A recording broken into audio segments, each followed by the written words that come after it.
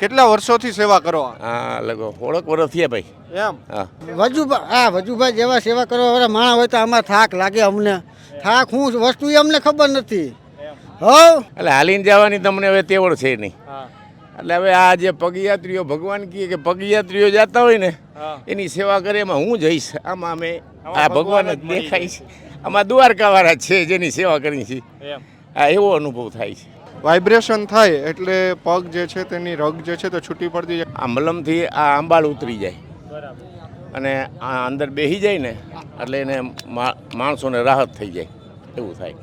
રોડે કાઠિયાવાડ અમારે એ આ સંતોનો શણગાર ભાઈ મારું રોડો કાઠિયાવાડ જે.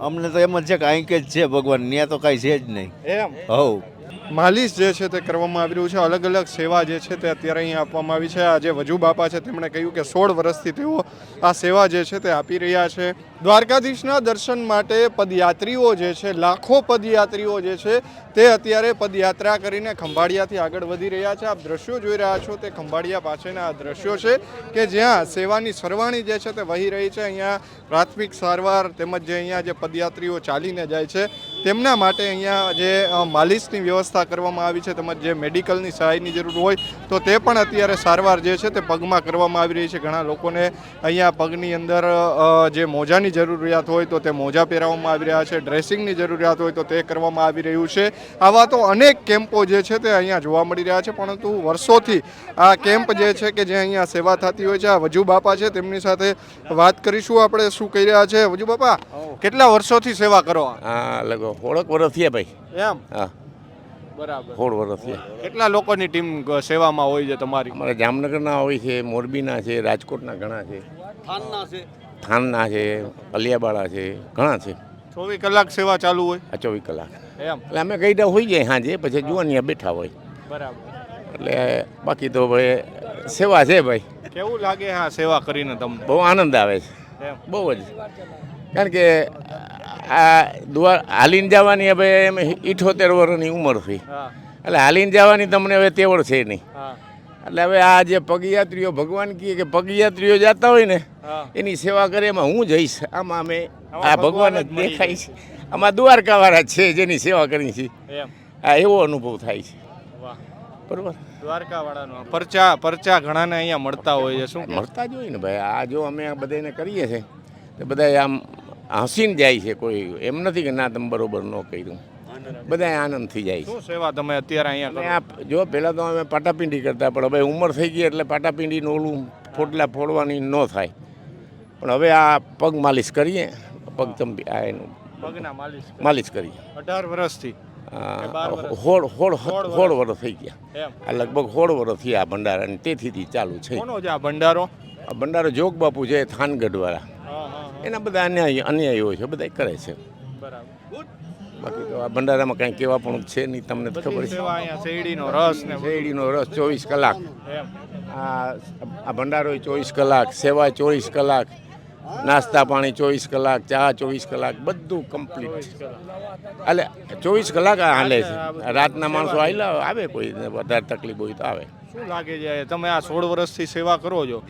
આ દર વર્ષે માણસો વધતું જાય છે, જે શ્રદ્ધાળુઓ છે વધતા જાય. 16 વર્ષ પહેલા કેટલા લોકો જતા ને અત્યારે કેટલા લાગે? બધા ન જતા. એનું કારણ છે કે હવે થોડાક ભંડારા થઈ ગયા એટલે માણસને બધી સવલત રહે છે. પેલા આગળ આટલું બધું સવલત નહોતી. એટલે તમે જાઓ તો તમને એમ થાય કે તમારા બે ભાઈબંધો આવે તો બધા ગ્રુપ હોય તો મજા આવે. બાકી એ સિવાય તો પછી તો હવે બાકી તો એકબીજાની ભાવનાની વાત છે. ભગવાનમાં ભાવના હોય તો માણસ જાય ને હલવું છે. આ તમે જુઓ ને 400 500 આ 500 કિલોમીટર ચોટીલા, ભાવનગર, ખેડા જિલ્લામાંથી છેટ આવે છે. સુરેન્દ્રનગર, ભાવનગર અહીંયાથી માણસો હાલીને આવે. આ 10 દિવસથી આ ચાલુ છે. અમે પૂછીએ કે ભાઈ ક્યાં ગામના છો? એમ તો પૂછીએ ને કે કેટલા દીથી હાલો છો. એટલે એની પછી અહીં આવે એટલે એક રાત રોકાય, સેવા કરીને અહીં હોઈ જાય જમીન પ્રસાદ લઈને. પછી સવારે રાતના 11 વાગે 10 વાગે હાલતા થઈ જાય. તમે અત્યારે આ માલિશમાં શું શું લગાવો છો? આ બધું આ મલમ છે, ઠંડો મલમ. બરાબર.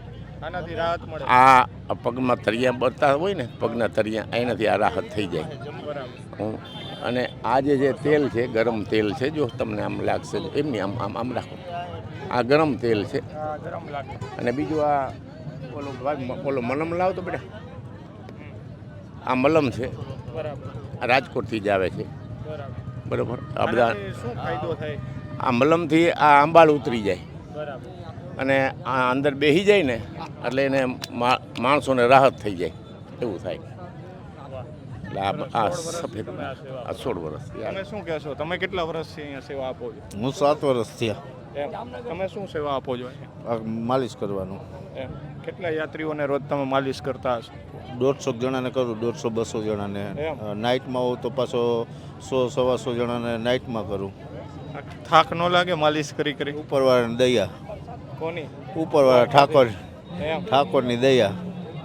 અમુકના તો પગ તમે જોવો તો હોજીના દડા જેવા થઈ ગયા હોય, આપણે અડવાનું મન ન થાય, પણ સેવા કરવા આવ્યા હોય તો સેવા તો કરવી જ પડે ને આપણે. કોણ કોણ આવ્યું તમે સેવા કરવા? હું અકેલો 7 વર્ષથી એકલો જ આવું છું. ક્યાં ગામથી આવો તમે? જામનગર જિલ્લાના મતવા ગામથી. કેવું લાગે અહીંયા સેવા બહુ કરીને? મજા આવે, બહુ આનંદ આવે. શિવને શાંતિ મળે આમ કે? શાંતિ મજા જ આવ્યા રાખે. દાદાએ કીધું અમે ચાલીને હવે નથી જઈ શકતા, તો આ સેવા કરી તો મજા આવે. આ જ અમારો સાચી સેવા છે. આમાં કોણ ભગવાન છે અમને ખબર નથી. આમાં એકાદો તો ક્યાંક હશે ને. આમાં સવાલ જ નથી ને. દ્વારકાધીશ આટલા લાખો માણસો જઈએ ક્યાંક એક તો હશે ને કોક. અમને તો એમ જ છે કે અહીં કે જ છે ભગવાન, ત્યાં તો કાંઈ છે જ નહીં. એમ. હવ. જય દ્વારકા. જય દ્વારકાધીશ. બિલકુલ. અહીંયા આપ જે પ્રકારે જોઈ રહ્યા છો કે અહીંયા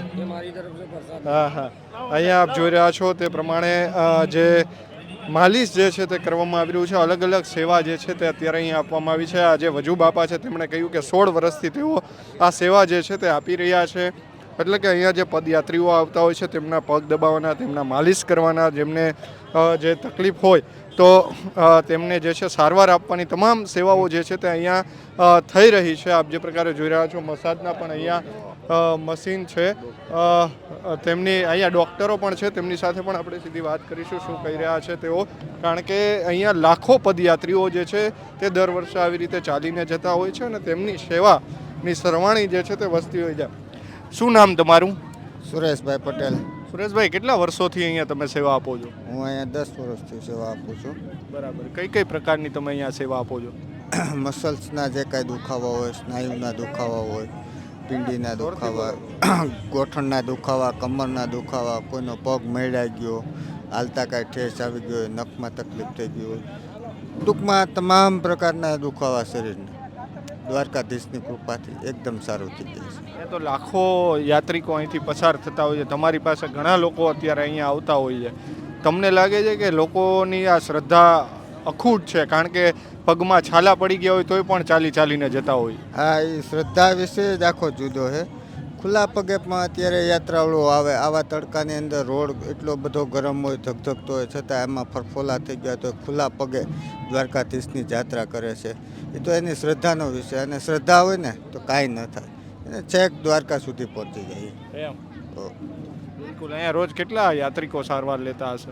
હવે એમાં તો હે ને હજારોની સંખ્યામાં અહીંયા આવે છે યાત્રિકો. એમાંથી ઓછામાં ઓછા 40-50% યાત્રાળુઓને તકલીફ કંઈક પગની હોય છે, એને બધાને સારું થઈ જાય, દોડવા માંડે.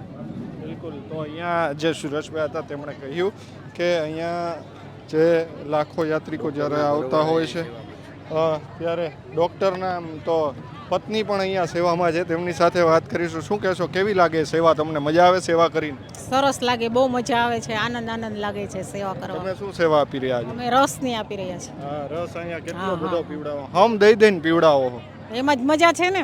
એમ.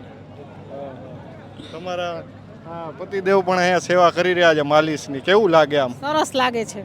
માનવ સેવા બરોબર છે ને. કેટલા વર્ષોથી તમે અહીંયા સેવા આપો છો? અમે તો 2-3 વર્ષથી જ આવી છીએ. આ લોકો જાજા સમયથી આવે. મારા ઘરવાળા 28 વર્ષથી સેવા કરે. એમ. શું વાત છે? બિલકુલ, એટલે કે અહીંયા 28 વર્ષથી ડૉક્ટર જે છે તે સેવા આપી રહ્યા છે. અહીંયા એક અનોખી સેવાની સરવાણી જે છે તે અહીંયા વહી રહી છે. અહીંયા જે લોકો છે કે જે ચાલીને આવતા હોય છે, જે થાક્યા હોય છે, તેમના માટે આખું આ મશીનો જે છે તે બનાવવામાં આવ્યા છે ને આ મશીનોની અંદર તેઓ ઊભા રહે એટલે એના પગનો જે દુખાવો જે છે તે ઓછો થઈ જતો હોય છે. અહીંયા આ જે મશીન છે તે અહીંયા પગ રાખવામાં આવતા હોય છે અને અહીંયા વાઇબ્રેશન થાય એટલે પગ જે છે તેની રગ જે છે તે છૂટી પડતી છે. કાકા, આ મશીનમાં શું થાય અહીંયા બધા હોય તો? વાઇબ્રેટ થાય અને ધ્રુજારી આવે. હા, અને આ ફીસી છે ને એ ફ્રી થઈ જાય. કેટલા લોકો આ મશીનમાં લાભ લેતા હશે? ઓછાના અમે 4 થી 5,000 માણસો બે મશીનમાં. હા, 4